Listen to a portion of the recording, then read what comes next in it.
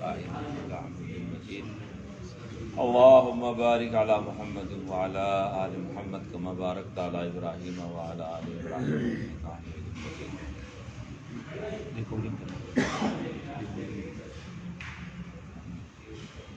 عزیز دوستو،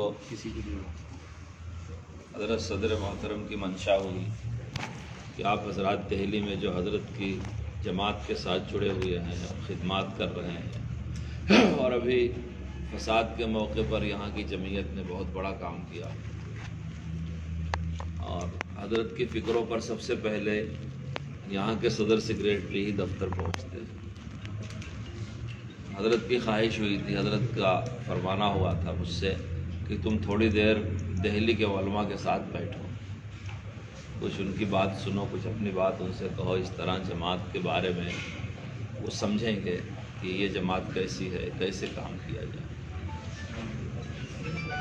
میں کوئی تقریر نہیں کر رہا ہوں آپ کے سامنے، آپ اسے کوئی خطاب نہ سمجھیں بلکہ ایک مذاکرہ سمجھیں کہ ہم لوگ جس جماعت میں لگے ہوئے ہیں اس جماعت میں کام کرنے کے طریقے کیا ہیں۔ میں جو باتیں کہہ رہا ہوں میں نے اپنے بزرگوں سے مستند طور پر سن رکھی ہے۔ آپ نے بھی جمعیت علماء کے لٹریچر میں، اس کی کتابوں میں، اس کے تذکرے میں چیدہ یہ باتیں پڑھی بھی ہوں گی، لیکن کہنے سننے سے، مذاکرہ کرنے سے باتیں تازہ ہو جایا کرتی ہیں اور کام کرنے کا مزید حوصلہ ملتا ہے اور بصیرت حاصل ہو جاتی ہے۔ جب کوئی آدمی کوئی کام بصیرت کے ساتھ کرتا ہے، حسن نیت کے ساتھ کرتا ہے، تو اس کا ایک الگ ہی مقام اور درجہ ہوتا ہے۔ اس لیے کسی کو بھی پرکھنے کا، کسی تحریک کو جانچنے کا لوگوں نے کچھ معیار بتایا، اس پر صحیح یا غلط، نافع یا مضر حکم لگانے کا کچھ معیار ہوتا ہے۔ یہ بات تو بڑی خراب ہوگی کہ آپ کسی کے بارے میں اچھا یا کسی کے بارے میں برا کہہ دیں اور آپ کے پاس کوئی پیمانہ نہ ہو۔ جب 1 کلو گرام میں 1000 گرام ہوتا ہے، یہ پیمانہ بن گیا، جبھی آپ 1100 گرام اور 800 گرام کا فیصلہ کر سکتے ہیں۔ اس وقت کے فتنے کے دور کی یہ بہت عجیب بات ہے کہ معیار کوئی نہیں قائم کیا جاتا اور احکام صادر کر دیے جاتے ہیں کہ یہ اچھا ہے اور یہ برا ہے، اور جیسے ایسے زمانہ قیامت کے قریب آئے گا اور اپنے ماضی سے رشتہ کٹتا جائے گا، ویسے ہی بے وصولیاں بڑھتی جائیں گی۔ اسی حساب سے، اسی اعتبار سے ایک اور چیز ہے نظریہ جسے کہتے ہیں، ایک دوسری چیز ہے محاسن جسے کہتے ہیں۔ جماعتیں بنتی ہیں نظریے کی بنیاد پر اور اتحاد قائم ہوتا ہے محاسن کی بنیاد پر۔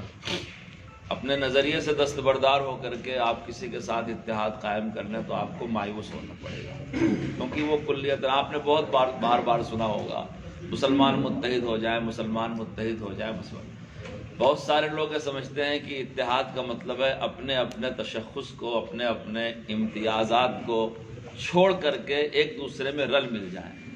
جمعیت علماء کبھی ایسے اتحاد کی دعوت نہیں دیتی۔ آپ اپنے نظریے پر قائم رہیے، کسی مسئلے میں متحد ہو جائیے۔ ظاہر ہے اس بات کا فیصلہ وہی کر پائے گا جس کو کچھ جماعتی بصیرت ہوگی کہ آپ اتحاد کس مسئلے میں چاہتے ہیں اور کس آدمی کا حدود اربع کیا ہے، اس کا زاویہ کیا ہے، وہ کہاں تک آپ کی فکروں سے مل سکتا ہے، کہاں تک نہیں مل سکتا۔ کسی کے محاسن کا اعتراف کر لینا اس کے نظریات کو قبول کر لینے کے مترادف نہیں ہوتا۔ ایک آدمی ہے، میں آپ کو اسلام کی پچھلی تاریخ کے بارے میں ایک جملہ کہتا ہوں، خوارج تھے، خوارج میں بہت سے محاسن تھے، آپ کبھی ان کا تذکرہ پڑھیں تو میدان جنگ میں وہ علمی مسئلہ پوچھا کرتے تھے اور نمازیں اتنی لمبی لمبی پڑھتے تھے کہ ان کے پیشانی اور ان کے پہلوؤں میں، بازوؤں میں، کونیوں میں گھٹے پڑ جاتے تھے، اور زندگی ایسی فاقہ مست گزارتے تھے کہ موٹے کپڑے پہنتے تھے اور روکھی سوکھی کھاتے تھے۔ یہ ان کے محاسن تھے، لیکن نظریات ایسے تھے کہ حضرت علی نے ان پر ہتھیار اٹھایا۔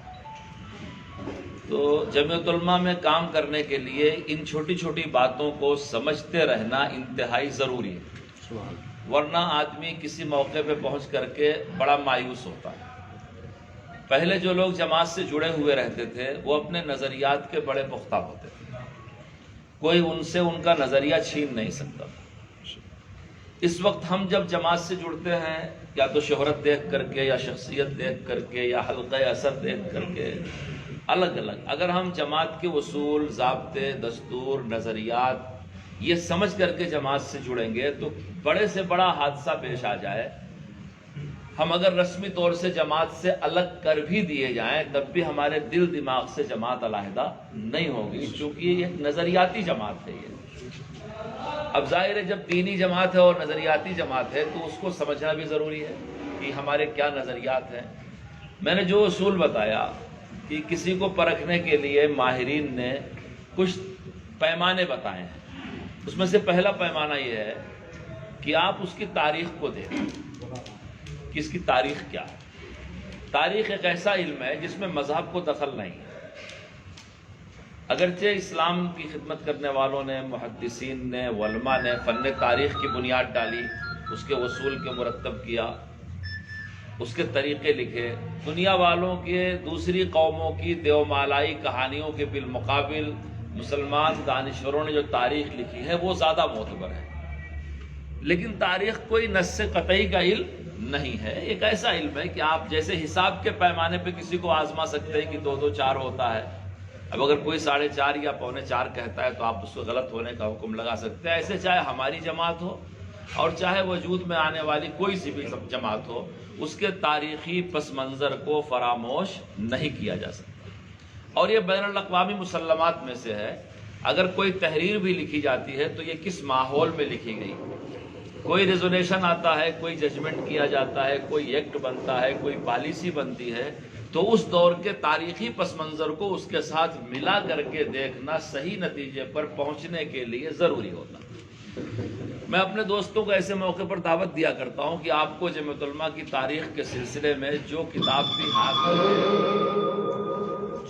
بھی آپ کو ہاتھ لگ جائے، آپ اس کا گہرائی کے ساتھ کئی بار مطالعہ کریں، اور جن علماء کو آپ سمجھتے ہیں کہ یہ جمعیت علماء سے متعلق علماء تھے، ان کی سوانح حیات چھپی ہوئی ہے، جمعیت علماء کے خصوصی نمبرات چھپے ہوئے ہیں، آپ اسے پڑھیں۔ جب آپ پڑھیں گے تو جو باتیں میں آپ سے عرض کر رہا ہوں آپ کو اس پر پوری بصیرت حاصل ہوگی۔ آواز تو پہنچ رہی ہے؟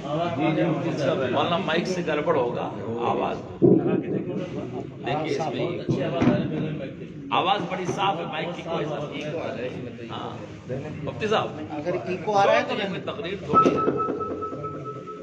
ہاں ایکو ہے ذرا اسے آپ آف کر دیں اور آپ لوگ بھی بیٹھ جائیں۔ جی ہاں، میں نے اب تک جو بات کہی آپ نے سنا، کنارے بیٹھے ہوئے ہیں، الحمدللہ بس کافی۔ بس ٹھیک ہے۔ تو آپ سب سے پہلے جمعیت علماء کا تاریخی پس منظر اپنے سامنے رکھیں کہ اس کا وجود کیسے ہوا، خیر القرون سے اس کا کیا تعلق ہے۔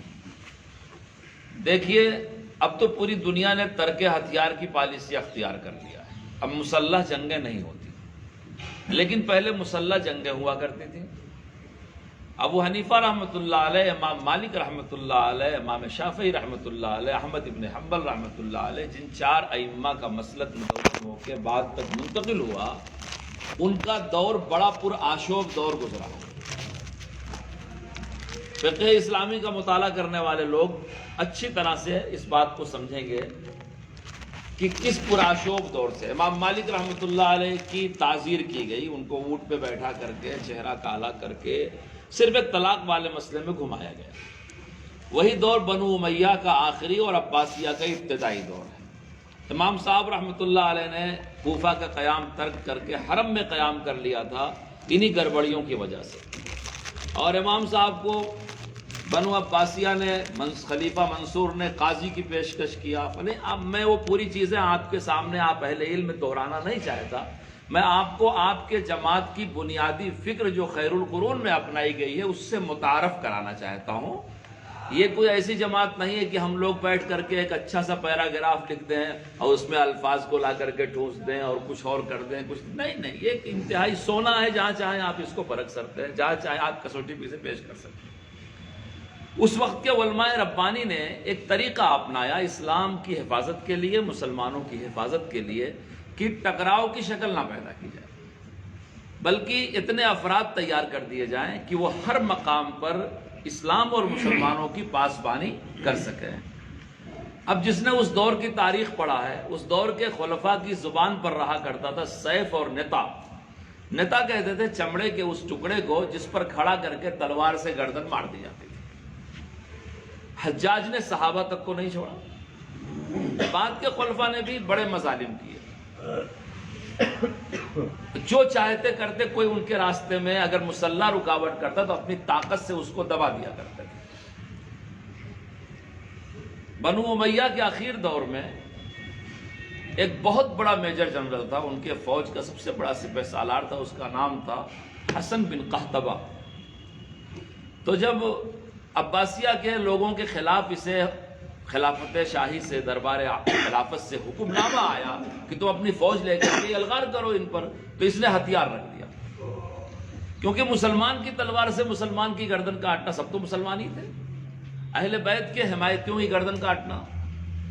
جب اس نے تلوار رکھ دیا تو اس کے بھائی کو سپہ سالار بنایا بادشاہ نے، اور اس نے جنگ کیا، شکست کھا گیا۔ بعد میں آپ کبھی تاریخ پڑھ لیں، اس نے ہتھیار کیوں رکھا، اس پر جب تحقیق کی گئی دربار شاہی سے، خلافت کے دربار سے، تو من جملہ اس کے تحقیقات میں ایک چیز یہ بہت جلی حرفوں میں نوٹ کی گئی، آج بھی تاریخ میں لکھی ہوئی ہے، کہ یہ ابو حنیفہ کا معتقد ہے۔ ابو حنیفہ کے اعتقاد نے ہی اس کو اہل بیت کے خلاف ہتھیار اٹھانے سے روکا اور مسلمانوں میں جنگ و قتال سے روکا۔ اس دور سے یہ ایک بنیادی فکر ہے، بنیادی فکر ہے کہ علماء کا کام مسلح افواج لے کر کے جنگ و جدال کرنا نہیں ہے۔ علماء کرام کا کام، ان کا فرض منصبی یہ ہے کہ وہ اپنی بصیرت سے، اپنی حکمت عملی سے، اپنی محنت سے اسلام اور مسلمانوں کی پاسبانی کرتے رہیں، اور اگر وہ ٹکرائیں گے تو چن چن کے ان کو ختم کر دیا جائے، قصہ ختم ہو جائے گا۔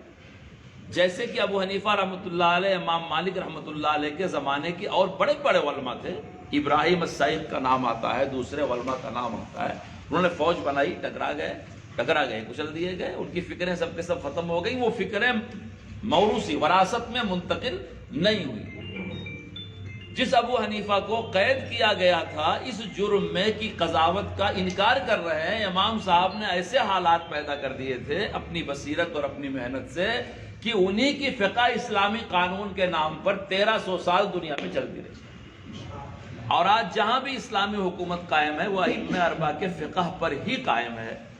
حالانکہ ان کو ستایا گیا، تکلیف دی گئی، احمد ابن حنبل کو قید۔ تو آپ سب سے پہلے یہ سمجھ لیں، ہم بادشاہوں کے وارث نہیں ہیں، ہم ان علماء ربانی کے وارث ہیں، ہمارا طریق ان کا طریق ہے۔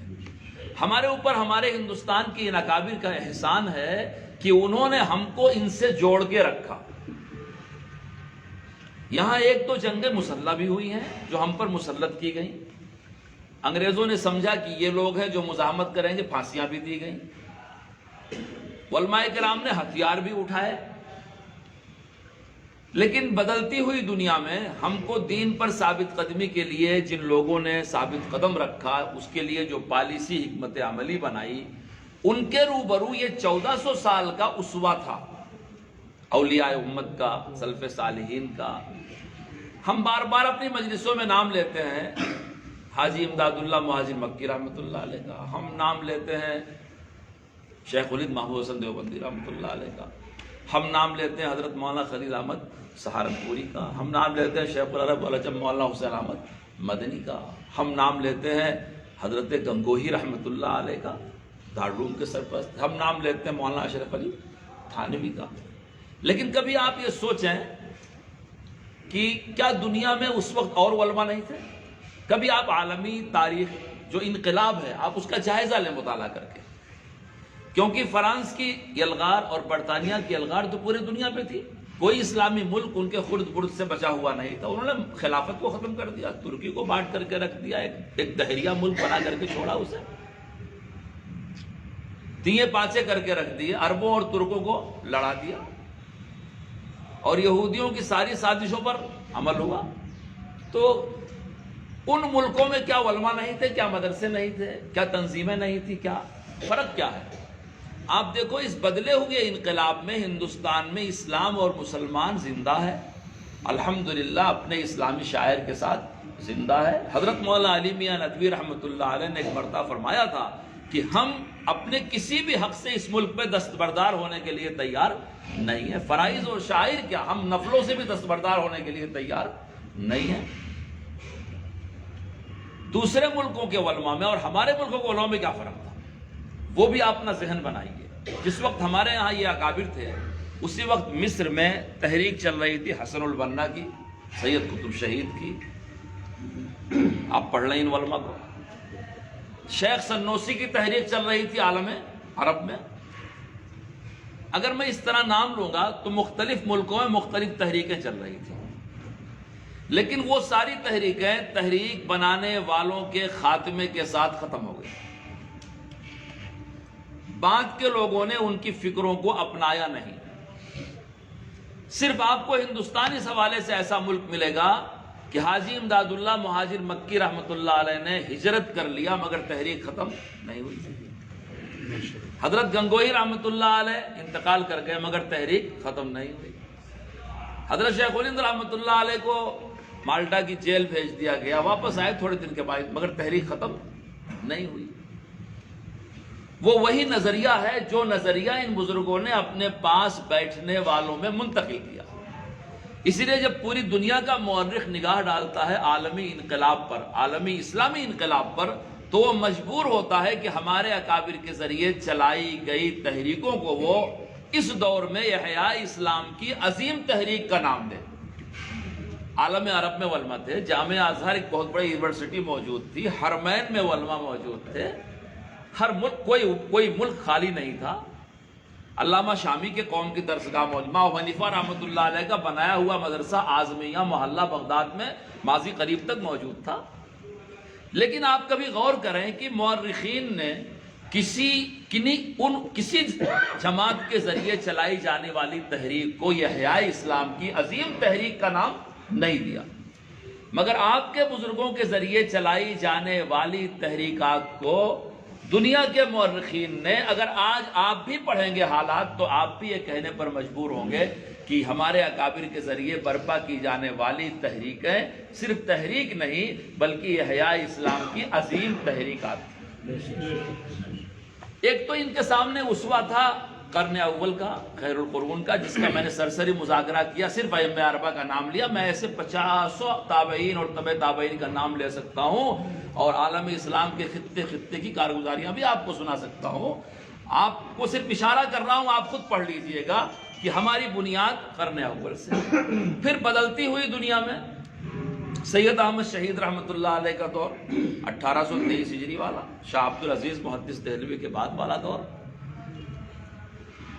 شیخ احمد سرہندی رحمۃ اللہ علیہ کا دور، جہانگیر کے زمانے کا، ان سے بھی ہمارے بزرگوں نے استفادہ کیا، ان کی فکریں تھیں۔ شیخ احمد سرہندی رحمۃ اللہ علیہ کا جو زمانہ تھا وہ ہندوستان میں سیکولرزم کا زمانہ نہیں تھا، یہاں تو بادشاہت تھی، اور ظاہر بات ہے حکومتوں میں نشیب و فراز لگا رہتا ہے، چاہے شخصی حکومتیں ہوں چاہے جمہوری حکومتیں ہوں۔ تو اس وقت کے نشیب و فراز میں یہ تھا کہ صاحب سلام خدومت کرنا ہوگا اور جھک کر کے فرشی سلام کرنا ہوگا، بادشاہ کو سجدہ کرنا ہوگا اور فلاں کرنا ہوگا، اور ان سب قانون کے پشت پر بھی علماء ہی تھے، ایسا نہیں کہ نہیں تھے۔ لیکن ان سب کے خلاف جس آدمی نے صف آرائی کیا وہ ایک فقیر قسم کا آدمی تھا، عبد الواحد فاروقی ایک بزرگ تھے، ان کے جمع سال لڑکے تھے، ان کا نام شیخ احمد سرہندی تھا، جن کو مجد الفسانی رحمۃ اللہ علیہ کہتے ہیں۔ قید کیے گئے، پکڑے گئے، گوالیار کی جیل میں رکھے گئے۔ ایک طرف پورا ملک ہے، بادشاہ ہے، اس کی فوج ہے، اس کا خزانہ ہے، اس کی رعایا ہے، اور ایک طرف ایک ایسا آدمی ہے، اسے قید کر دیا۔ ان کے فیضان صحبت سے گوالیار جیل میں بند قیدیوں نے ایمان قبول کیا، توبہ کیا، اصلاح کر لیا۔ پھر جہانگیر نے اپنے دور میں ان سے رہائی چاہی، جس کو مجرم بنا کر کے قید کیا تھا، جب رہائی کے لیے اس کے پاس گئے تو اس نے انکار کر دیا کہ میں ایسے رہا ہونے والا نہیں ہوں، میرے شرائط ہیں، جہانگیر نے کہا صلح کرنا چاہتا ہوں، فرمایا صلح تو شرائط پر ہوگی۔ کتاب میں لکھا ہوا ہے، جمعیت علماء کے لٹریچرز میں لکھا ہوا ہے، جمعیت علماء کے بزرگوں کی سوانح حیات میں لکھا ہوا ہے کہ 3 شرطیں رکھی انہوں نے جہانگیر کے سامنے۔ پہلی شرطیں رکھی کہ تم نے میرے ساتھ جتنے قیدی اس جیل میں رکھے ہیں یہ توبہ کر چکے ہیں، پورا جیل مدرسہ اور خانقاہ بن گئی تھی، ان کو میرے ساتھ رہا کرنا ہوگا۔ اور دوسری شرط رکھی کہ تمہاری پوری قلمرو میں اسلام پر تم کوئی پابندی نہیں لگاؤ گے، اسلام کے بارے میں واعظ ہوگا، نصیحت ہوگی، اسلامی مراسم کو زندہ کیا جائے گا، کسی درجے میں تم اسلامی قانون پر اپنے قلمرو میں کوئی پابندی، اور تم ان دونوں باتوں پر عمل کرو گے، اس کی ضمانت میں تمہارے شہزادہ خرم کو میرے پاس رکھو گے۔ آپ کو معلوم ہوا کہ ہندوستان میں جمعہ کے خطبے میں خلفائے راشدین کے نام لینے کا رواج شیخ احمد سرہندی سے پہلے نہیں تھا۔ آج پوری دنیا میں خطیب دوسرے خطبے میں رسول پاک صلی اللہ علیہ وسلم پر درود کے بعد خلفائے راشدین پر ترضی کرتا ہے، صحابہ کا ذکر خیر کرتا ہے، پھر امت مسلمہ کے لیے دعا کرتا ہے، پھر اخیر میں سورہ نحل کی 90 نمبر والی آیت کریمہ ان اللہ یامر بالعدل والاحسان وایتاء ذی القربی وینہی عن الفحشاء والمنکر والبغی، یہ آیت کریمہ خطیب پوری دنیا میں خطبہ میں پڑھتا ہے۔ یہ آیت کریمہ خلیفہ راشد عمر بن عبدالعزیز نے اپنے زمانے میں تمام خطیبوں کو جاری کیا تھا، دربار خلافت سے ان کو خلیفہ راشد مانا جاتا ہے، اور ان کے بعد ہی ابو حنیفہ وغیرہ کا دور شروع ہوتا ہے۔ انہوں نے تمام خطیبوں کو سرکولر بھیجا تھا کہ جمعہ کے خطبے میں اس آیت کریمہ کا مذاکرہ کیا جائے، اس کی بڑی تفسیر ہے، آپ پڑھ لیجئے گا۔ شیخ احمد سرہندی رحمۃ اللہ علیہ نے اسلام کی دعوت و تبلیغ میں آزادی رہے اور جمعہ کے خطبہ میں بالالتزام خطیب صحابہ کرام کے محاسن، اہل بیت کے محاسن، رسول پاک پر درود، اس سے پہلے ہوتا کیا تھا، ان بادشاہوں کا نام لیا جاتا تھا، ان کا فرمان پھیلایا جاتا تھا، یہ جو کچھ غلط سلط تعلیمات دیتے تھے خطیب اس کی ترغیب دیتا تھا، اس کے لیے چور راستے، قدم بوسی کا راستہ، نیازی اور فرشی سلام کا راستہ اور جھکنے کا راستہ وغیرہ وغیرہ چلتا تھا، اسی لیے ان کو مجدد الف ثانی کہا جاتا ہے۔ جمعیت علماء نے ان کی تاریخ سے، ان کی خدمتوں سے، ان کی حکمتوں سے، ان کی پالیسیوں سے بھرپور استفادہ کیا ہے۔ آپ جس جماعت میں اس کا ایک تسلسل ہے، عمر بن عبدالعزیز خیر القرون سے لے کے ائمہ اربعہ سے لے کے بعد کے نشیب و فراز میں جو مجددین پیدا ہوئے ان کے آپ مطالعہ کریں تو ان پوری فکروں کا نچوڑ جمعیت علماء کے اکابر نے اپنی فکروں میں شامل کر رکھا۔ میں آپ کو ایک بنیادی بات بتاتا ہوں، پوری دنیا میں 2 طرح کے لوگ ہوتے ہیں، کچھ ہوتے ہیں جو پالیسی بنانے والے ہوتے ہیں، حکمت عملی بنانے والے، کچھ ہوتے ہیں جو حکمت عملی کو لے کر کے چلنے والے ہوتے ہیں۔ بڑے سے بڑے مذہبی ادارے دنیا میں ہیں، لیکن پالیسی ساز وہ لوگ ہیں جو اسلام کے مخالفین ہیں۔ ادارہ اسلامی ہے، ملک اسلامی ہے، لیکن ان کی پالیسی بنانے والے ایسے لوگ ہیں، ایسے چنگل میں ان کی پالیسی ہے کہ وہ صرف ایک سایہ ہے، عکس ہے۔ جب کبھی کوئی ٹکراؤ ہوتا ہے، جب کبھی کوئی امتحان ہوتا ہے، جب ان کی کلئی کھلتی ہے کہ ہم تو جس کو اسلام کا مسیحا سمجھ رہے تھے اندر سے فلاں کے ہاتھ بکا ہوا ہے۔ ذرا نیچے اتر کر کے سوچ لیں، بہت سی مسجدیں، بہت سے مدرسے، بہت سی انجمنیں ایسی ہوتی ہیں کہ اس کے پیچھے بیٹھے ہوئے لوگ دوسری طرح کے ہوتے ہیں، یعنی قانون کا ماخذ، پاور پوائنٹ، امام، محتمم، ناظم، متولی نہیں ہوا کرتا۔ میں آج بھی یہ بات کہا کرتا ہوں اپنے مجمع میں کہ پوری دنیا میں اگر آپ دیکھیں تو صرف جمعیت علماء ایک ایسی تنظیم ہے جس کے پالیسی بنانے والے کل بھی علماء ربانی تھے، آج بھی علماء ربانی ہیں۔ جمعیت علماء کا یہ دستور حضرت مولانا خلیل احمد سہارنپوری رحمۃ اللہ علیہ، حضرت مدنی رحمۃ اللہ علیہ، مفتی کفایت اللہ صاحب، ان لوگوں کا بنایا ہوا ہے۔ یہ میں نے آپ کو ایک مذاکرہ کیا تاکہ اس کی تاریخی حیثیت آپ کے سامنے کھل کر کے آ جائے کہ ہم اپنے ماضی سے کٹے ہوئے نہیں ہیں۔ کسی تحریک کو پرکھنے کا طریقہ یہ ہے کہ یہ نہج سلف صالحین پر ہے یا نہیں ہے۔ آج بھی ہمارا جو کچھ بھی ہوتا ہے سلف کے نہج اور ان کے طریقے پر ہی ہوتا ہے اس کے لیے کچھ نہ کچھ ہماری تاریخ میں ماخذ ملتا ہے، اصول ملتے ہیں، ضابطے ملتے ہیں. ہم اور لوگوں کی طرح آزاد نہیں کہ وقتیہ جذبات میں آ کے جو چاہے ریزولوشن پاس کریں. ہم کو ہر 100 بار سوچنا ہوتا ہے کہ اس سلسلے میں ان جیسے حالات میں امت میں ہمارے بڑوں نے کب کیا فیصلے لیے اور ہمارا آج کا یہ فیصلہ کس فیصلے کی روشنی میں ہو رہا ہے. ہندوستان میں 1919 میں باضابطہ جمعیت علماء کا نام دیا گیا. فکریں تو پہلے سے تھی، یہ نام دینے کی ضرورت کیوں پیش آئی؟ جب آپ ہندوستان کی تاریخ پڑھیں گے تو آپ کو آزادی کے راستے میں اب تو لوگ بہت ہی مجمل معلومات رکھتے ہیں، مغلیہ دور کے بارے میں بھی، برطانیہ کے دور کے بارے میں بھی، اور پھر آزادی کی جنگوں کے مختلف ادوار کے بارے میں، اور آزادی کے بعد کے بارے میں. صرف ان کا ماخذ معلومات اخبار کا کالم ہوا کرتا ہے. جو خبر ہے، آپ علماء ہے، خبر ما يحتمل الصدق والکذب، آپ اس کا لکھ کر دکھاتے ہیں.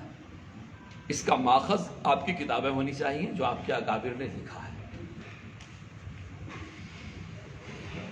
بہادر شاہ ظفر کی حکومت 1857 تک اس ملک میں تھی.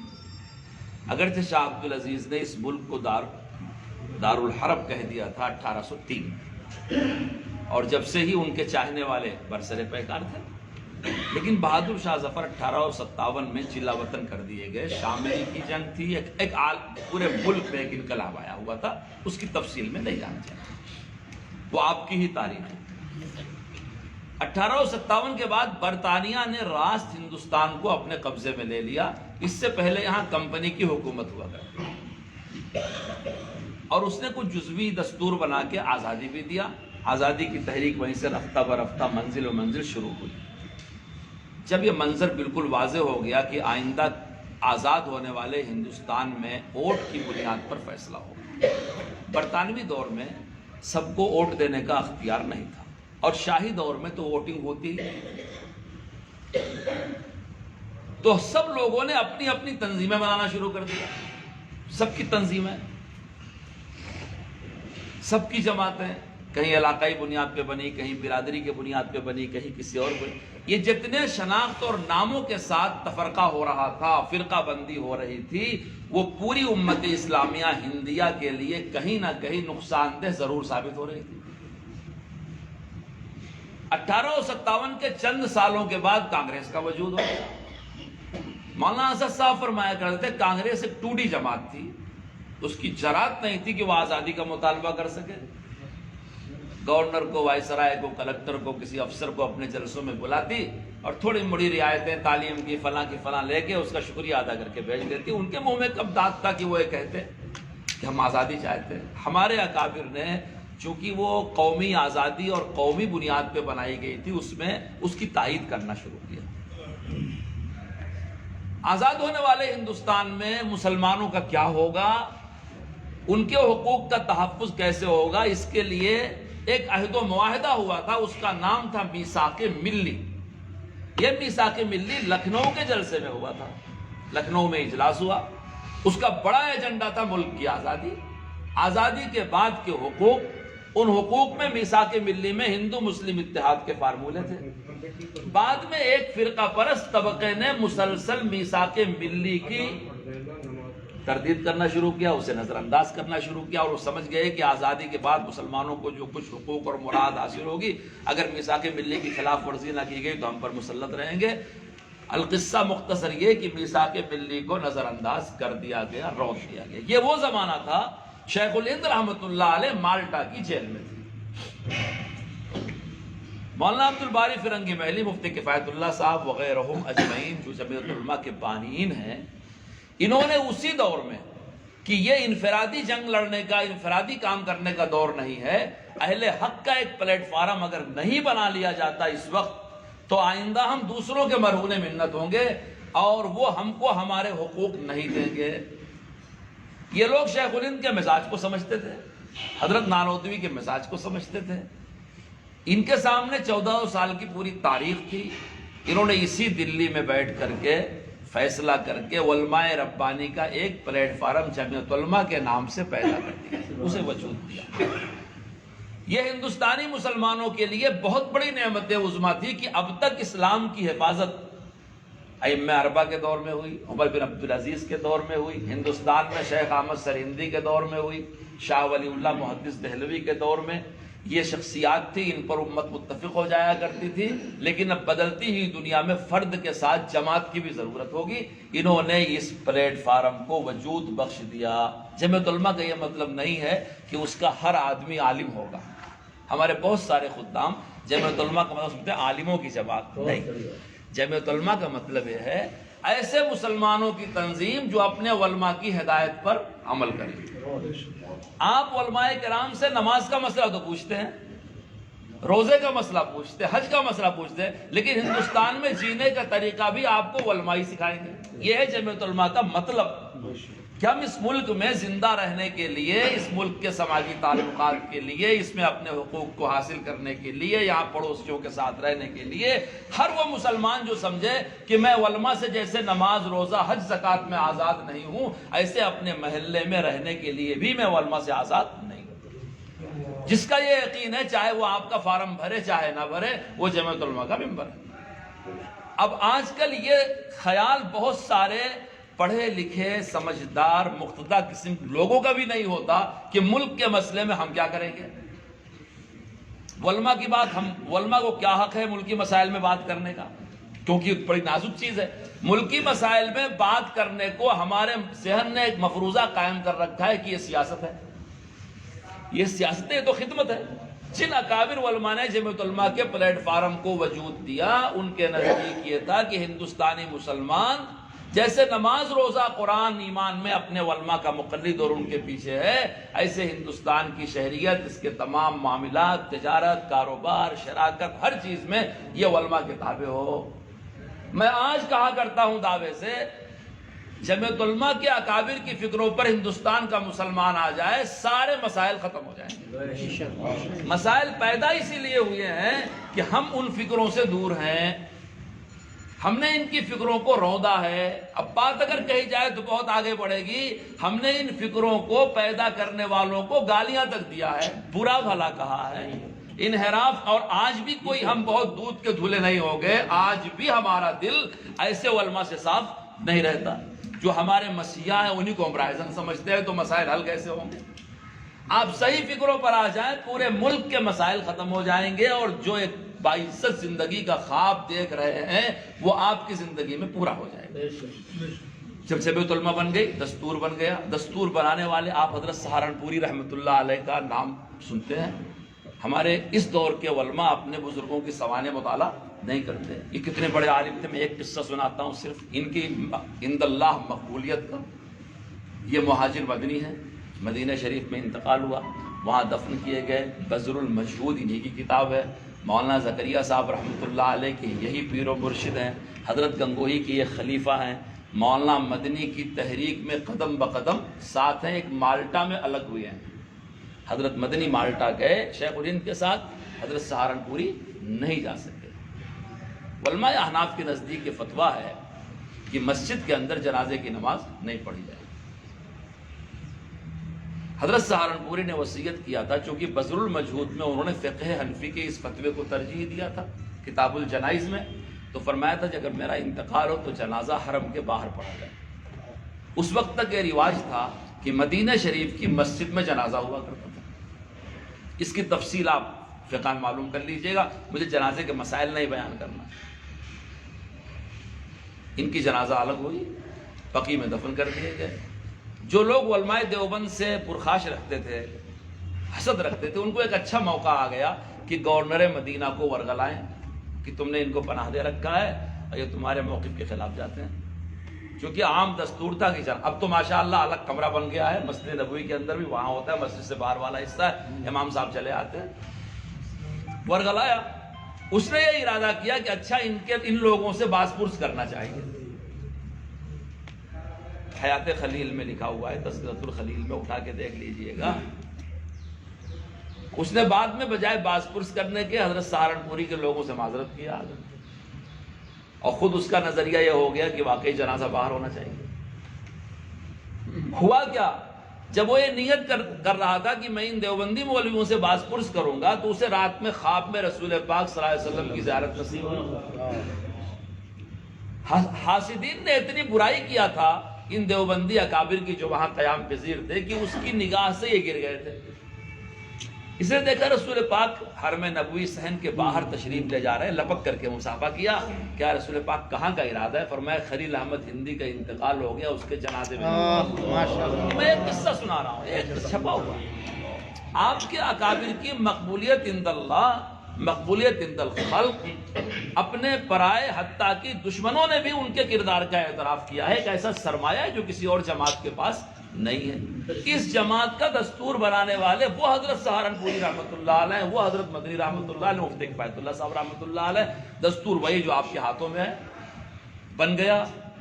یہ ہے جمعیت علماء کا تاریخی پس منظر کہ جب کسی بھی جماعت کے پیمانے صحیح غلط کو سمجھنے کے لیے ایک اس کے میں نے مختصر سی تاریخ کا جائزہ لیا ہے کہ خیر القرون میں یہ تھا, بعد کے ائمہ مجتہدین میں یہ تھا, پیدا ہونے والے بعد کے ہندوستانی مصلحین کے دور کی باتیں یہ تھی. انہی سب سرمایہ کو دستور کی شکل میں, افراد کی شکل میں اکٹھا کر کے ایک انجمن اور ایک جماعت اور ایک پلیٹ فارم جمعیت علماء کے نام سے بنا دیا گیا. ہماری خوش نصیبی ہے کہ ہم اس سے جڑے ہوئے ہیں. یہ 1919 تک کی بات میں نے بتائی. اب آپ 1919 سے لے کر کے آج تک کی تاریخ دیکھ لیں تو آپ میں جس کی عمر 60-70 سال ہے وہ اپنی آنکھوں سے 60 سال کی تاریخ دیکھ چکا ہے, 50 سال کی دیکھ چکا ہے. اس ملک میں جب کوئی آفت آئی, دارالعلوم دیوبند کے محتمم صاحب مولانا مرغوب الرحمان صاحب تھے, جمعیت علماء کے اجلاس میں تشریف لایا کرتے تھے. انہوں نے ایک مرتبہ اپنے خطبہ صدارت میں ایک شعر لکھا تھا, اور یہی دلی کے ایک اسٹیڈیم میں وہ ہوا تھا. ہم طالب علم تھے, دارالعلوم سے آئے تھے. بڑا عجب شعر لکھا تھا چراغوں کی لو سے ستاروں کی زو تک, چراغوں کی لو سے ستاروں کی زو تک, وہیں ہم ملیں گے جہاں شام ہوگی. جہاں ضرورت پڑے گی وہیں آپ کو جمعیت علماء کے سوا کوئی نہیں ملے گا. یاد رکھو, آج بھی اگر آپ دیکھنا چاہیں, میں بہت مختصر کہتا ہوں, آج بھی اگر آپ دیکھنا چاہیں تو خدمات کے میدان میں دیکھ لیں کہ جمعیت علماء اخیر تک رہتی ہے کسی بھی خدمت میں, اور مضبوط اور مستقل کام کرتی ہے. اپنے سامنے ایک لاہے عمل رکھتی ہے, ایک ہدف رکھتی ہے, اور لوگ بالا بالا بالا بالا آتے ہیں, اپنے کام انجام دیتے ہیں اور نکل جاتے ہیں. ان کے دلوں میں کتنا درد ہے وہ جانے, ان کا خدا جانے. لیکن ہم اتنا اپنی جماعت کے بارے میں کہہ سکتے ہیں کہ امت کے درد سے ہمارے خدام کا سینہ خالی نہیں ہے, اسی لیے وہ قربانیاں دیتے ہیں. اب اگر میں 60-70 سال کی تاریخ بیان کروں, نظریات کا اختلاف بیان کروں کہ ملک تقسیم کیسے ہوا اور پھر کیا ہوا, بہت ساری چیزوں کا فیصلہ میرے دوستوں وقت کر دیا کرتا ہے. جس وقت مولانا مدنی رحمۃ اللہ علیہ نے تقسیم کی مخالفت کیا تھا اور متحدہ قومیت کتاب تصنیف کیا تھا, اور امت اسلامیہ ہندیہ کو یہ سمجھایا تھا کہ تمہارے آبا اجداد اس ملک میں دائی بن کر کے آئے تھے. ہندوستان میں اسلام کی تاریخ اتنی ہی پرانی جتنا اسلام پرانا ہے. ملبار میں صحابہ تشریف لائے, سمندر کے ساحل پر ان کی قبریں موجود ہیں, لیکن عمومی طور سے اس ملک میں اسلام کو رسوخ اور شیوع نصیب ہوا ہے خواجہ معین الدین چشتی اجمیری رحمۃ اللہ علیہ کے دور میں. چشتی درویشوں نے اس ملک میں اور ملک کی ہر ذات میں, ہر برادری میں, ہر گاؤں میں, ہر علاقے میں اسلام کی روشنی پھیلائی. ہر برادری مسلم ملے گی, غیر مسلم ملے گی. خواجہ معین الدین چشتی اجمیری رحمۃ اللہ علیہ کے پیر کا نام ہے سلیمان ہارونی. پھر معین الدین چشتی اجمیری رحمۃ اللہ علیہ کے خلیفہ کا نام ہے قطب الدین بختیار کاکی, اور ان کے خلیفہ کا نام بابا فرید گنج شکر, اور ان کے بہت سارے خلفاء ہیں. نظام الدین اولیاء کا مزار یہاں ہے, بہت سارے خلفاء ہیں. یہ نماز روزہ کی تبلیغ کم کرتے تھے, ایمان کی تبلیغ زیادہ کرتے تھے. ان کو دیکھ کر کے لوگ مسلمان ہوتے تھے. آج ہم سب لوگ مل کر کے اصلاح کی تبلیغ تو کرتے ہیں, ایمان کی تبلیغ کرنا اب سب کے بس کا نہیں رہ گیا. ان کا طریقہ اس تبلیغ کا کیسا تھا؟ ان کا طریقہ تبلیغ چونکہ مشکات نبوت سے مستفاد تھا. آپ کبھی غور سے پڑھیں, محمد الرسول اللہ صلی اللہ علیہ وسلم کا مکے والوں نے سوشل بائیکاٹ کیا تھا. آپ کے ذہن میں یہ ہوگا صرف مسلمان شعب ابی طالب میں گئے تھے. آپ فہرست پڑھ لیجئے، مکے کے کئی کفار بھی رسول اللہ کے ساتھ گئے تھے. یہ کیا تھا؟ ان رشتہ داروں کو رسول پاک کے کردار پر غضب کا بھروسہ تھا کہ کلمہ نہیں پڑھا نبی کا، لیکن شعب ابی طالب میں رسول پاک کے ساتھ قید کی مشقت اور سوشل بائیکاٹ کی مشقت برداشت کیا. اسی کی ایک جھلک ہے کہ رسول اللہ صلی اللہ علیہ وسلم جب ہجرت کر رہے تھے تو مشرکین مکہ اور کفار مکہ کی امانتیں آپ کے پاس تھیں. ان کے کردار پر بھروسہ تھا مکے کے دشمنوں کو اور مکے کے کافروں کو. تبلیغ اسلام کی اسی طرح ہوئی ہے کہ ہمارے کردار پر ہمارے پڑوسی کو، ہمارے دوستوں کو بھروسہ. ہم کو یہ تبلیغ ورثے میں ملی ہے اپنے چشتی درویشوں سے، چشتی بزرگوں سے. اسی لیے جمعیت علماء ہند نے دینی تعلیمی بورڈ کے تحت 42 رسالے چھاپے ہیں اور اس میں ایک ایک اللہ والے کی سوانح حیات لکھا ہے. اور اخیر میں شیخ الہند رحمۃ اللہ علیہ اور مولانا مدنی رحمۃ اللہ علیہ کے حالات زندگی لکھا ہے تاکہ مسلمان بچے پڑھیں اور اپنے آپ کو اس کردار میں ڈھالیں. ان کا طریقہ تبلیغ یہ تھا کہ جو اسلام میں داخل ہو گیا وہ تو ہو ہی گیا، جو اسلام میں داخل نہیں ہوا وہ اسلام کا معتقد ضرور ہو گیا. اور ایسا اعتقاد انہوں نے ہندوستان کے ہندوؤں کے دلوں میں بیٹھایا کہ آج تک وہ شاعر اسلام کا احترام کرتے ہیں. آپ مجھے فقہی مسئلے کی حیثیت سے بتائیے، کیا آپ کے فقہا نے یہ نہیں لکھا ہے کہ دارالاسلام میں غیر مسلم کے لیے خنزیر کا حکم بکری جیسا؟ کیا آپ کے فقہا نے یہ مسئلہ نہیں لکھا ہے کہ دارالاسلام میں غیر مسلم کے لیے شراب کا حکم شربت جیسا؟ لیکن ہندوستان کی ان چشتی درویشوں نے اس طرح سے اسلام کو پیش کیا کہ ہر وہ چیز جو اسلام میں نفرت کی نگاہ سے دیکھی جاتی تھی، یہاں کے سماج نفرت نگاہ سے دیکھنا شروع کر دیا. اور ہر وہ چیز جو اسلام کی نگاہ میں عظمت کی نظر سے دیکھی جاتی تھی، یہاں کے باشندوں نے عظمت کی نظر سے دیکھنا شروع کر دیا. جمعیت علماء کو انہی بزرگوں کا ورثہ ملا ہے. حضرت مدنی رحمۃ اللہ علیہ کا یہی پیغام تھا کہ تمہارے آبا اجداد مٹھی بھر آئے تھے اور آج تم فرار کا ارادہ کر رہے ہو، چھوڑ دینے کا، چلے جانے کا. ان مسجدوں کو، خانقاہوں کو، قبروں کو کس کے حوالے کر کے جا رہے ہو؟ اس وقت اس پر بحث ہوتی تھی، اخبارات لکھتے تھے، لوگ دلائل دیا کرتے تھے، اور ہمارے اکابر بہت سارے تھے جو اس رائے کے خلاف اپنی رائے رکھتے تھے. اس وقت بہت ساری چیزیں ایسی ہوتی جس کا فیصلہ وقت کے ساتھ ہو جاتا ہے. 50 60 70 سال کا وقت گزرا، آج سب کی زبان پہ ہے کہ ہم بڑی تعداد میں بچے رہتے تو اچھا ہوتا. کیونکہ اس وقت جو حضرت سمجھانے کی کوشش کر رہے تھے کہ آئندہ تمہارے سر گنے جائیں گے، تمہاری آبادی دیکھی جائے گی، تمہاری تعداد دیکھی جائے گی، کوئی تم کو تمہارے حقوق سے محروم نہیں کر سکے گا. تم رہو گے تو باعزت رہو گے، کہاں بھاگ کر کے جا رہے ہو؟ لیکن لوگوں نے چھوڑ دیا، چلے گئے. پٹنہ سے لے کے کلکتہ تک 1 کروڑ لوگوں نے اپنا وطن، میں نام نہیں لیتا، اللہ ان کو اچھا رکھے، ترقی دے، اسلام کو اثر رسوخ عطا فرمائے، اسلام کو نفوذ عطا فرمائے، اسلام کا پرچم وہاں بلند فرمائے. جس نیک نیتی سے ہمارے بھائی گئے، اللہ تعالیٰ ان کی دل کی مرادیں پوری کرے. لیکن اس کے بعد ہم نے 70 سال جو مصیبتیں جھیلی ہیں، ان سب کا سرا اسی تقسیم سے جڑا ہوا. دنیا میں آپ کہیں کہ قوم کا نام نہیں لے سکتے کہ جس نے پے در پے مصیبتیں جھیلی ہوں اور وہ اتنی مضبوط ہو. صرف اور صرف ہندوستانی مسلمان ہے کہ ایک دن اس کو سکون کا نہیں ملا ہے. لیکن اللہ کا شکر ہے یہ بڑھتا ہی جا رہا ہے، پنپتا ہی جا رہا ہے. جتنی مسجدیں آزادی کے بعد بنی ہیں آپ شمار نہیں کر سکتے، جتنے مدرسے آزادی کے بعد بنے ہیں شمار نہیں کر سکتے، جتنی خانقاہیں آزادی کے باوجود میں آئی ہیں آپ شمار نہیں کر سکتے. اس کے پیچھے کہیں نہ کہیں تو ہمارا ہاتھ ہوگا. چراغوں کی لو سے ستاروں کی زو تک وہیں ہم ملیں گے جہاں رات ہوگی. کچھ تو ایجنڈا ہوگا. ایک تو طریقہ میرے دوست تو یہ ہے کہ آپ کسی ٹرسٹ کے پیمانے پہ کام کریں، یہ سوسائٹی کے پیمانے پہ کام کریں. ایک ہے آپ تحریک کے طور پر کام کریں. اگر آپ ٹرسٹ کے پیمانے پہ کام کریں گے تو کرسچنوں کی بھی خیراتی ٹرسٹ ہے. آپ نے 4 مریض کا علاج کرایا، وہ 400 کا کراتے ہیں. آپ 10 لوگ کو پانی پلاتے ہو، 10,000 کو پلاتے ہیں. آپ 10 مریضوں کو خون دیتے ہیں، وہ 1000 مریض کو خون دیتے ہیں.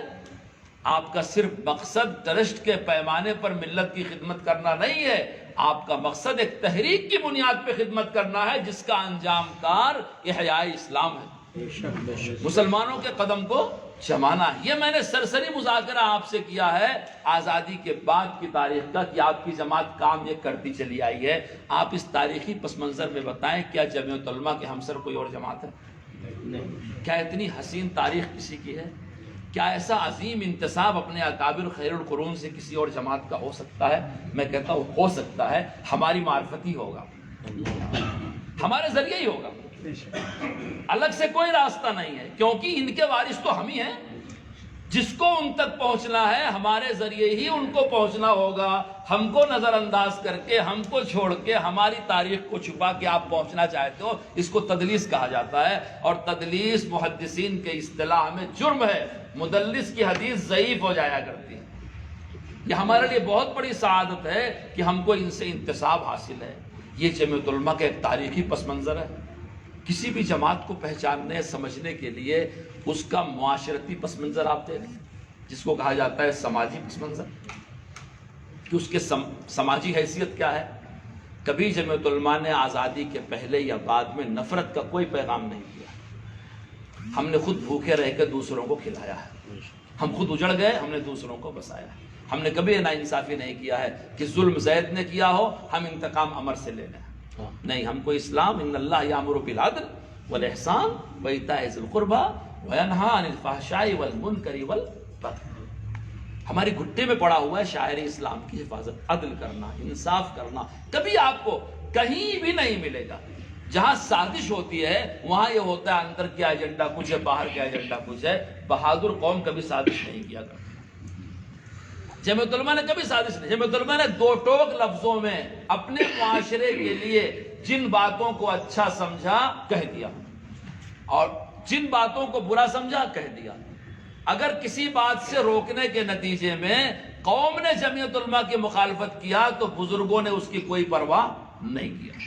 حضرت مدنی رحمۃ اللہ علیہ کے خاص نمبر شیخ الاسلام نمبر جمعیت علماء نے جو شائع کیا ہے اس میں بریلی کے ایک جلسے کا قصہ لکھا ہوا ہے. حضرت مدنی تقریر فرما رہے تھے بریلی میں, عنوان یہی تھا تقسیم کی مخالفت. پتھراؤ کیا لوگوں نے, روڈ بنانے کے لیے کٹی پڑی ہوئی تھی, پتھر, بلب پھوڑے, اسٹیج پہ مارا, سامعین کو مارا. حضرت کا خطاب پورا نہیں ہو سکا. کیسے لوگ تھے, انگریزوں کی حکومت تھی, 47 سے پہلے کا جلسہ تھا, اور سمجھانا یہی تھا کہ آپس میں مل جل کر کے رہو. لائٹ پھوٹ گئی, اسٹیج منتشر ہو گیا. حضرت مدنی جو کہتے تھے آپس میں مل کے رہو, آپ میں سے بہت سے لوگوں کے سمجھ میں شاید نہ آ رہا ہو, میں اس کی ایک شرح چھوٹی سی پیش کر کے پھر بریلی قصہ سناتا ہوں. حضرت فرمایا کرتے تھے اگر برطانیہ اسلام کے تئیں نیک نیت ہے تو جو حکومتیں مسلمانوں کو وراثت میں ملی ہیں اس کا اسلامی دستور مان لیں. بھائی غلط بات ہے. نظام اسٹیٹ مسلمانوں کو 7 پشتوں سے وراثت میں ملی تھی. اس سے پہلے قلی قطب شاہی کی حکومت تھی, مسلمانوں کی تھی. حیدرآباد کی بنیادی قلی قطب شاہ نے رکھا تھا, بسایا تھا اسی نے. بھوپال کی حکومت, سروج کی حکومت, رامپور کی حکومت, ٹونک کی, میں سینکڑوں گنا سکتا ہوں. یہ تو مسلمانوں نے قوت بازو سے حاصل کیا تھا, ان کو وراثت میں ملی تھی. آسان سی بات تھی, جس رقبے کو پاکستان کا نام دیا جانا ہے اس سے چھوٹے رقبے کو اسلامی دستور کی سلطنت مان لو. لیکن یہاں تو مقصد مسلمانوں کی طاقت کو تقسیم کرنا تھا, ملک کو تقسیم نہیں کرنا. آج اس مضمون کو جتنی آسانی سے ہم اور آپ بیان کر دیتے ہیں, سن دیتے ہیں, حضرت مدنی کے دور میں اتنی آسانی سے اس نظریے کی ترجمانی ممکن نہیں تھی. تو حضرت بریلی کے جلسے میں یہی بات سمجھا رہے تھے. پتھراؤ ہوا, جلسہ منتشر ہو گیا. حضرت کے چاہنے والے حضرت کو لے آئے. حضرت نے اپنے لوگوں سے کہا پرچہ لکھو. تقریر تو مکمل نہیں ہوئی, لیکن جو پیغام دینا چاہتے تھے وہ ہاتھ سے لکھا گیا. اس زمانے میں پریس نہیں تھی, تو حضرت کے چاہنے والوں نے رات بھر بیٹھ کر کے حضرت کا پیغام ہاتھ سے لکھا, وہاں کی مسجدوں پر چپکا دیا. وہ مضمون حضرت شیخ الاسلام کے خاص نمبر میں چھپا ہے, کبھی اٹھا کے دیکھ لیجئے گا. جو جو حضرت نے فرمایا تھا بعد میں سب ہوا, سب ہوا. اس لیے سماج میں جو چیز ہم نے سماج کے لیے اچھی سمجھی جمعیت علماء نے کہی, اور جو چیز بری سمجھی کہی. کبھی بھی اپنے سماج کو اونچ نیچ میں تقسیم کر کے، ذات برادری میں تقسیم کر کے، فرقے میں تقسیم کر کے، علاقے میں تقسیم کر کے کبھی سودے بازی سے جمعیت علماء نے کہیں بھی کام نہیں لیا ہے۔ ہماری تاریخ اور ہمارا کردار ایک دم صاف ستھرا ہے۔ اتنی طویل عمر میں کسی جماعت کا اس طرح کے الزام سے بچا رہنا آسان نہیں۔ ہم اس ملک میں رہتے ہیں جہاں کمنل کرائسس، مذہبی منافرت کے فساد 23,000 ہو چکے ہیں۔ ہم بچپن سے حضرت فدائے ملت رحمۃ اللہ علیہ کے ساتھ لگے ہوئے تھے۔ حضرت بڑی ہمت سے فساد زدہ علاقے میں جاتے تھے، کن کن فسادات کا مرثیہ پڑھا جائے۔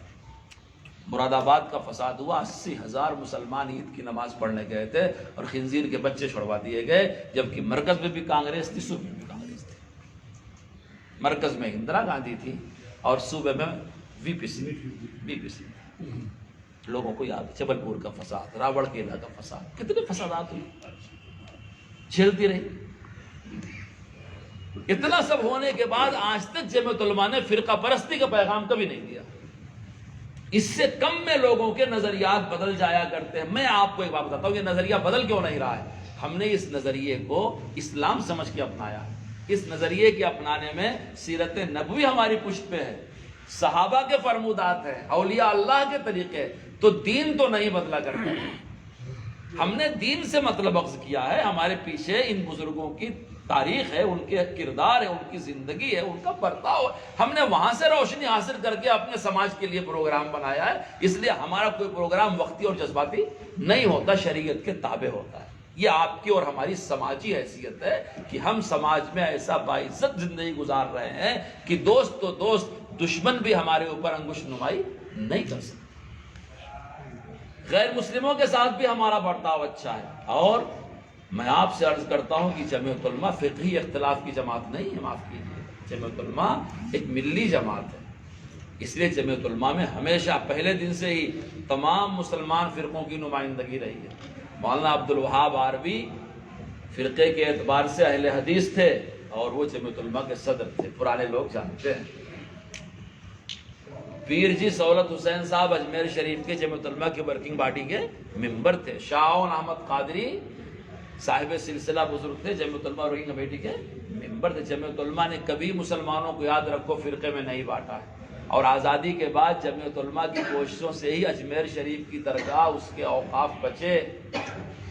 میں فیض آباد میں جہاں کا ہوں، میرا خاندان بھی درگاہی خاندان ہے۔ میر مسعود ہمدانی رحمۃ اللہ علیہ 6 صدی ہجری میں ہندوستان تشریف لائے۔ سلی گڑی کا راجہ ماں پاتھر ناتھ ان کے ہاتھ پر مسلمان ہوا۔ مشرقی یو پی سے لے کے آسام، بنگال تک ان سے اسلام پھیلا۔ ان درگاہوں کے اوقاف کو بھی حکومت نے خرد برد کر دیا تھا۔ جمعیت علماء جیسی جماعت تھی کہ واگزار کرایا۔ اور مسلمان اسلام کے نام پر جو بھی کرتا ہے، آپ مفتی صاحب سے پوچھو تعزیہ اٹھانا کیسا ہے، عرس منانا کیسا ہے، چادر چڑھانا کیسا ہے، یہ مفتی صاحب سے پوچھ لو۔ جمعیت علماء تو یہ جانتی ہے کہ جس چیز کو اسلام سمجھ کر کے روک رہے ہیں، اس کو اسلام سمجھ کے کرنا مسلمانوں کے لیے ضرورت ہے۔ فتویٰ وہی ہے، ضرورتیں بدلتی رہتی ہیں۔ اس لیے جمعیت علماء نے ہمیشہ اپنے سماج کو نہ فرقوں میں بانٹا ہے، نہ ذاتوں میں بانٹا ہے، نہ علاقوں میں بانٹا ہے، نہ مسئلوں کی وجہ سے بانٹا۔ باوجود ہے کہ جمعیت علماء ایک دینی جماعت ہے، یاد رکھو، لیکن جمعیت علماء کبھی فتویٰ نہیں چھاپتی، تجاویز چھاپتی۔ جب اسے کچھ کرنا ہوتا ہے تو یہ مستند دارالافتاء سے رجوع کرتی ہے۔ حضرت فدائے ملت نے افغانستان میں امریکی بمباری کے بعد امریکی مال کا بائیکاٹ کیا تھا۔ اس بائیکاٹ کے لیے فتویٰ حضرت نے دارالعلوم دیوبند اور مفتیوں سے حاصل کیا تھا۔ جمعیت علماء خود فتویٰ نہیں چھاپتی، مفتیوں سے فتویٰ پوچھتی ہے اور اس کے بعد اس کو تجویز کی شکل میں لکھتی ہے، پھر اسے عام کرتی ہے۔ سعودی کے ایک مفتی تھے، ان کا نام تھا ابراہیم، شیخ ابراہیم۔ انہوں نے یہی فتویٰ نقل کر کے چھاپ دیا، ان کو سعودی حکمرانوں نے جیل بھیج دیا۔ کئی ملکوں کی کارگزاری یہ ہے کہ جب امریکی مال کے بائیکاٹ کا فتویٰ چھاپا گیا تو مفتی صاحب کو شام جیل میں ہوئی۔ ہندوستان میں ہر جمعیتی ورکر نے دھڑلے سے اپنے ممبر سے اعلان کیا، فہرست بنایا، صابن کی، تیل کی، شیمپو کی۔ الحمدللہ اس کے غریبان تک کسی قانون کا ہاتھ نہیں پہنچا۔ یہ قوت، یہ روحانیت ہم کو ہمارے بزرگوں سے ملی، ہم نہیں ان کی روحانیت پیچھے کام کر رہے ہیں۔ اس لیے میرے دوستو یہ ہمارے سماجی چہرہ ہے کہ ہم نے کبھی بھی سماج کو کسی لائن سے نقصان نہیں پہنچایا ہے، جبکہ سماج کے بہت سے لوگوں نے ہم کو ہمیشہ متون کیا ہے، اور ہم کو کیا، ہمارے بڑوں کو متون کیا ہے۔ ایک قصہ مجھے میرے والد سناتے تھے، اللہ ان کی مغفرت کرے، درجات بلند کرے۔ فرماتے تھے جب نہرو جی وغیرہ جیل گئے تو غیر مسلم بھائیوں نے جلوس کی شکل میں ان کو جیل کے دروازے میں پہنچایا، اور آئے دن ہوا کرتا تھا، جیل جایا کرتے تھے۔ ہائے اللہ اس قوم کو معاف کرے، جس دن مولانا مدنی ابوالکلام آزاد وغیرہ گئے، مسلمانوں نے جوتے کہار پیش کیے، گالیاں دیا، جی ایک آئے دیکھو ہندوؤں کے غلام جا رہے ہیں، دیکھو شیخ الاسلام جا رہے ہیں۔ ہم کو شاید دوسروں نے اتنا برا بھلا نہ کہا ہو جتنا ہمارے اپنے نادان دوستوں نے کہا، اور آج بھی ہم کو دوسروں سے نہیں اپنوں سے تکلیف پہنچتی، لیکن ہمارا صبر، ہمارا تحمل سماج میں ایسا ہے، ہم جب دوسروں کو گلے لگائیں تو اپنوں کیوں نہیں لگائیں؟ ان کو معذور نادان سمجھ کے معاف کرتے ہیں، ان کو گلے لگاتے ہیں۔ یہ ہمارے جماعت کی سماجی حیثیت ہے، چاہے کل کا سماج ہو، چاہے آج کا سماج ہو، چاہے آئندہ آنے والے کل کا سماج۔ کسی بھی جماعت کو پہچاننے کے لیے اس کی فقہی حیثیت بھی سمجھنا چاہیے کہ اس جماعت کی شرعی حیثیت کیا ہے۔ میں اس حوالے سے اپنے دوستوں سے کہا کرتا ہوں کہ آپ کے جماعت کے بانیوں مفتی اعظم مفتی کفایت اللہ خود شریک ہے، تو جس جماعت کے بنیاد میں مفتی کفایت اللہ جیسا مفتی اعظم شریک ہو، اور جس کا دستور اپنے دور کے سب سے بڑے محدث حضرت سہارنپوری رحمۃ اللہ علیہ کے مشورے اور شرکت سے بنایا گیا ہو، اور جس کو لے کے چلنے والے شیخ العرب والعجم مولانا حسین احمد مدنی ہو، اور جس کو وجود بخشنے والے شیخ الہند رحمۃ اللہ علیہ ہوں، اور آج بھی ہندوستان میں پھیلے ہوئے سینکڑوں محدثین، فقہا، مفتیان، اکابر ذہناً فکراً جمعیت علماء کے ساتھ ہے۔ اگر آپ کو اس جماعت کی شرعی حیثیت پر شک ہو رہا ہے تو اس کے سوا کوئی علاج نہیں کہ آپ لا حول ولا قوت الا باللہ کثرت سے پڑھیں، تاکہ آپ کے دل سے وسوسہ غائب ہو۔ کیونکہ اتنے اللہ والوں کی تصدیق کے بعد، اتنے اللہ والوں کی عملی جد و جہد کے بعد، جس جماعت کے صدر میں شیخ الحدیث موجود ہو، مولانا فخر الدین صاحب رحمۃ اللہ علیہ، شیخ الحدیث دارالعلوم دیوبند جامعۃ علماء کے صدر، حضرت مدنی رحمۃ اللہ علیہ، حضرت شیخ الہند، آپ ایک نام، اس میں سے کسی ایک عالم کا کوئی فتویٰ دنیا کا رخ بدل دینے کے لیے کافی ہے۔ اور اتنے سارے لوگوں کی خدمات اور شمولیت کے بعد بھی ہمارے فارغ کو اس کی شرعی حیثیت پر شرح صدر نہ ہو، تو اس کے لیے کسی دلیل دینے کی ضرورت نہیں سوائے لاہور کا وظیفہ بتانے کی کہ لاہور پڑھیں، تاکہ آپ کا دل ان بزرگوں سے صاف ہو اور آپ ان کی فکروں کو سمجھیں۔ میرے دوستو، ہم جس جمعیت علماء سے جڑے ہوئے، یہ ہمارے لیے دنیا اور آخرت کا سب سے بڑا سرمایہ ہے۔ احیاء اسلام کی جو عظیم تحریک ہے، اس کے لیے بہت بڑی پشت پناہ ہے، اور یہ خالص دینی جماعت ہے، اور یہی ہم نے اپنے ائمہ اربعہ، تابعین، تبع تابعین، مجددین، مصلحین کی زندگیوں سے سیکھا ہے کہ ترک سیاست کے ساتھ اسلام اور مسلمانوں کی حفاظت کیسے کی جائے، اس کا ایک پلیٹ فارم۔ انہی بزرگوں نے، شیخ الہند رحمۃ اللہ علیہ نے ہی، اور انہی لوگوں نے دعوت و تبلیغ کا بھی کام چلایا، انہی لوگوں نے تعلیم کی تحریک، مدرسہ بھی بنایا۔ سب کے بانیین ایک ہی ہیں۔ 1857 کے 10 سال کے بعد ملکہ وکٹوریہ نے عام معافی کا اعلان کیا، دارالعلوم کا وجود ہوا۔ 6 مہینے بعد مظاہر العلوم کا وجود ہوا۔ مولانا مظہر نہروتوی، جن کے نام سے مدرسہ مظہر العلوم اور پھر مظاہر العلوم قرار پایا، ان کی عادت تھی اپنے ہونٹ کو ایسے چومتے رہتے، ایسے ایسے چوس چوس کے ہونٹ گھس گیا تھا۔ کسی نے ان سے پوچھا، حضرت آپ ایسے کیوں بار بار کرتے ہیں؟ نہیں بتایا۔ پھر پوچھا، ایک دن سب نے ضد کیا تو کہنے لگے میں شاملی میں گیا تھا حافظ صاحب کے ساتھ، کئی ساتھی شہید ہو گئے، تو کچھ خوبصورت حسین عورتیں تھیں، ان کو پانی پلا رہی تھیں پیالے میں، ایک نے میرے منہ میں لگا دیا، دوسرا نے کہا اس کا وقت نہیں ہے، وہ جو پیالہ میرے منہ میں لگا اس کی لذت آج تک محسوس ہے۔ آپ کہاں جاتے ہیں؟ آپ کے اکابر اس پائے کے دوسروں کے یہاں کیوں جاتے ہیں؟ آپ بھائی، آپ کے گھر میں کیا کچھ نہیں ہے؟ جو زندگی ہے اس کام کے لیے وقف کریں۔ ایسے ایسے لوگ ہمارے مدرسوں کے بانی ہیں، ایسے ایسے لوگ ہماری جمعیت کے بانی، ایسے ایسے لوگ ہمارے دعوت و تبلیغ، 3 چیزوں کا نفع نقصان مشترک ہے۔ دعوت و تبلیغ کا نقصان ہوگا، جمعیت کا نقصان ہوگا، مدرسوں کا نقصان ہوگا، جمعیت کا نقصان ہوگا، جمعیت کا نقصان ہوگا، مدرسوں کا نقصان ہوگا۔ یہ تینوں ایک دوسرے کے ساتھ ایسے ملے ہیں، ان کے بانین ایک دوسرے، اور تینوں میں شیخ الہند رحمۃ اللہ علیہ کا فیض حضرت نانوتوی رحمۃ اللہ علیہ کا فیض، حضرت گنگوئی. ہاں ہمارے فقہی اختلاف ہو سکتے ہیں، فتوے الگ ہو سکتے ہیں، کچھ طریقے الگ ہو سکتے ہیں، کچھ جزوی طریقے کار الگ ہو سکتے ہیں، مگر ہم سب کے آبا اجداد ایک ہے، ہماری بنیاد ایک ہے، ہمارا راس المال ایک ہے. اس اختلاف کی وجہ سے منزلیں الگ الگ نہیں ہو سکتی، ہم پرائے نہیں ہو سکتے، ہم ایک دوسرے سے جڑے ہوئے ہیں. یہ وسعت ہم کو جمعیت علماء دیتی ہے کہ ہم کوئی بھی ایسا کام نہ کریں کہ ہماری ان تحریکوں کو نقصان پہنچے، نہ مدرسوں کو نقصان پہنچے. ہر مدرسہ ہمارا مدرسہ ہے، دعوت و تبلیغ کی ہر جماعت ہماری جماعت ہے، جمعیت علماء ہر یونٹ ہماری یونٹ ہے، کیونکہ یہی تین چیزیں ہیں جنہوں نے احیاء اسلام کو وجود بخشا. اور جن ملکوں سے حضرت مولانا اسد صاحب فرمایا کرتے، جب میں سنتا ہوں کہ یہاں مسلمان بڑا کمزور ہے، مجھ سے خود حضرت نے کہا، جب میں سنتا ہوں کہ اس شہر میں مسلمان بڑے کمزور ہیں، پھر میں یہ سمجھتا ہوں کہ یہاں ان تین اداروں میں سے کوئی نہ کوئی ادارہ ضرور کمزور ہے.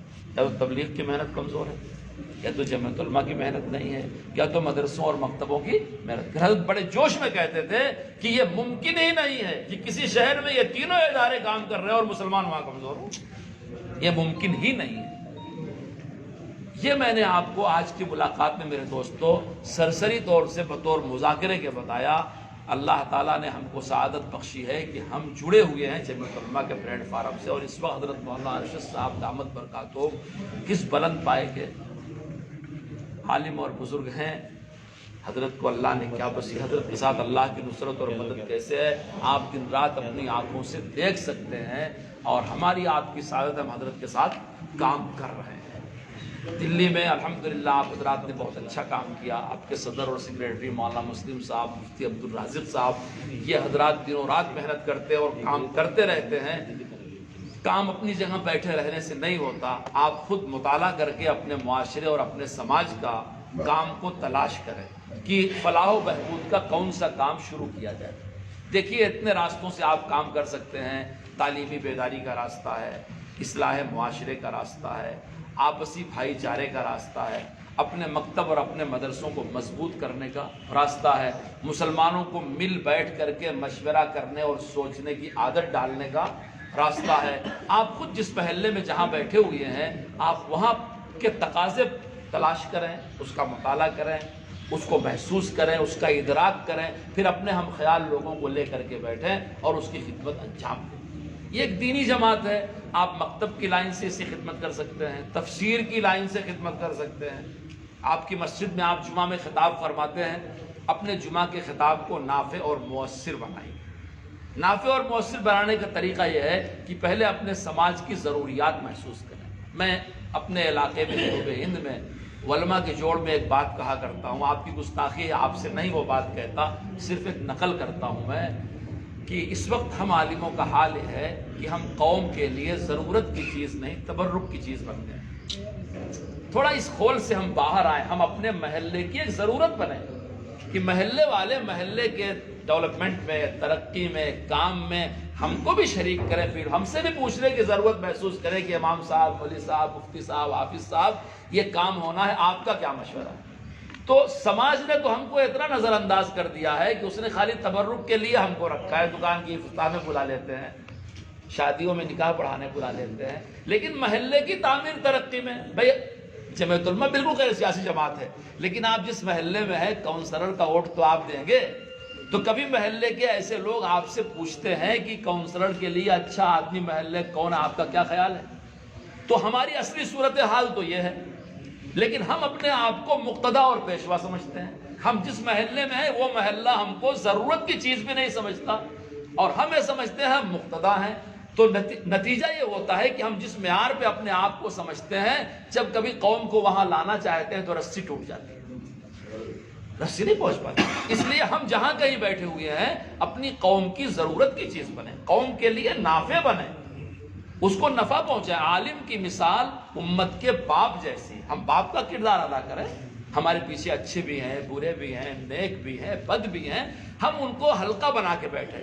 جمعیت علماء نے تعلیم بالغہ کی تحریک چلا رکھی ہے، جمعیت علماء نے معمر خواتین کی تحریک چلا رکھی ہے، جمعیت علماء نے تفسیر قرآن کی تحریک چلا رکھی ہے، درس حدیث کی یعنی آپ اپنے معاشرے کا ادراک اور مطالعہ کر کے جس راستوں سے آپ اس کو دین پہنچا سکتے ہو کسی راستے سے آپ چوکیے نہیں۔ والے ہوں، کوئی بزرگ ہوں، ان سے اپنے رسائل کے بارے میں، اپنے مزاج کے بارے میں، اپنی دینی ترقی کے بارے میں وقفے سے ان سے ملاقات کرتے رہے۔ اس دور میں اس کی بڑی کمیاں ہیں، جبکہ ہم اپنے بزرگوں کی تاریخ میں سوانح اور تذکرہ میں پڑھتے ہیں کہ ہمیشہ اپنے بڑوں کی نگرانی میں رہے۔ آج ہمارا نگرانی قبول کرنے کا مزاج نہیں رہ گیا ہے۔ جس سے جس کو مناسبت ہو کسی بھی اللہ والے سے ربط رکھیں، ان سے دعائیں کروائیں۔ آپ کے کام میں قبولیت اور آسانی پیدا ہوگی جب آپ کے پیچھے کوئی اللہ والا دعا کرنے والا ہو۔ اس لیے پورے اخلاص کے ساتھ اللہ والوں سے تعلق رکھیں، تنظیم کے ڈھانچے سے تعلق رکھیں، یہ سارے کام کریں۔ جہاں مشکلات پیش آئے حضرت مولانا ارشد صاحب دامت برکاتہم یہاں تشریف لاتے ہی رہتے ہیں، ان سے ملیں اور اس طرح سے کام کریں۔ اللہ تعالیٰ مجھے بھی توفیق عطا فرمائے، آپ کو بھی توفیق عطا فرمائے۔ مولانا عبدالقدیر صاحب فرما رہے ہیں کہ ممبر سازی ہونے والی ہے، بات تو صحیح ہے۔ ورکنگ کمیٹی میں سب سے بڑا ایجنڈا یہی تھا کہ ممبر سازی کی جائے، اور اخباروں میں بھی آیا تھا، آپ نے پڑھا ہوگا کہ ہر جگہ انشاءاللہ پچھلے سے ڈبل ممبر سازی ہوگی۔ جمعیت کی خدمات کی وجہ سے لوگ جمعیت سے کافی قریب آئے ہیں اور مانوس ہوئے ہیں۔ ہم تھوڑا سا مجاہدہ کریں، ابھی کتابیں چھپ جائیں گی، مولانا عبدالرازق صاحب آپ کو دیں گے، آپ اپنے اپنے حلقے میں ممبر سازی کے لیے ڈیسک لگائیں، کتابیں رکھیں، لکھنے والوں کو کہیں کسی وقت اعلان کریں، اور جتنے زیادہ عورتیں بھی اس کی ممبر ہو سکتی ہیں، لیکن عورتیں باہر نہیں آتی ہیں، ان کو شمار ایسے کیا جاتا ہے، مثلا قاری صاحب ہیں یہ ممبر بن گئے تو ان کی اہلیہ بھی ساتھ میں بن گئی۔ اس طرح سے آپ ممبر سازی کا حلقہ وسیع کیجئے، آپ کو اس کا فائدہ ہوگا۔ جیسے آج یہ مجلس ہوئی، کبھی کبھی آپ اپنے ساتھ اپنے ہم خیال لوگوں کو لے کر کے بیٹھیے اور ان کو نظریاتی اور ذہنی اعتبار سے کام کے لیے تیار کیجئے۔ جب آدمی ذہناً تیار رہتا ہے تو عمل اور کردار سے کام کرنا آسان ہوتا ہے، اور جب ذہناً آدمی نہیں تیار رہتا تو کسی کی مروت اور ملاحظے میں تھوڑی دیر کام کرتا ہے، بعد میں بچھڑ جاتا ہے۔ اللہ تعالیٰ ہم سب کو استقامت عطا فرمائے۔ میرے کہنے سننے میں کمی کوتاہی کوئی اللہ تعالیٰ اسے معاف فرمائے، اس کی شر سے ہم سب کے معاف فرما دیجیے۔